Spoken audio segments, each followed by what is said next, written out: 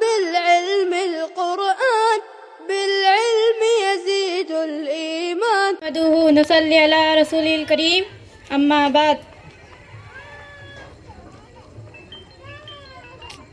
محترم سامعین، میرے عزیز ماں اور بہنوں، آج کے اس جلسے میں میری تقریر کا عنوان ہے پردے کی اہمیت۔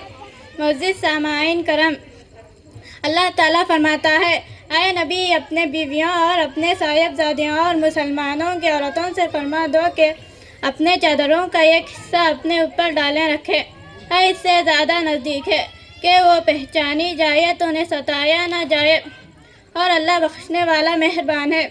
سامعین اکرام، پردہ کن سے کرنا ہے اور کن سے نہیں، یہ بھی ہمیں شریعت نے بتایا ہے۔ محرم یعنی وہ لوگ جن سے پردہ نہیں ہے: شوہر، باپ، چاچا، ماموں، سسر، بیٹا، پوتا، نواسہ، شوہر کا بیٹا، داماد، بھائی، بھتیجا، بھانجا، مسلمان عورتیں۔ نامحرم یعنی وہ رشتہ دار جن سے پردہ کرنا فرض ہے: خالازاد، ماموزاد، چاچوزاد، پھوپھیزاد، دیور، جیٹ، بہن ہوئی، نند ہوئی، خالو، پھپھا، اجنبی مرد۔ لڑکیوں کے لیے کیسا حجاب چاہیے، یہ بتا کر میں اپنی بات کو ختم کرتی ہوں۔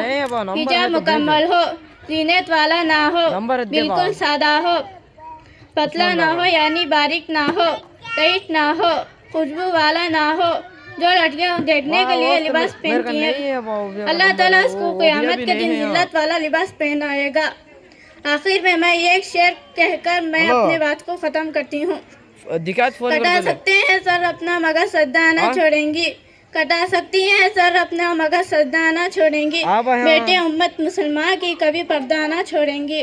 السلام علیکم ورحمۃ اللہ وبرکاتہ۔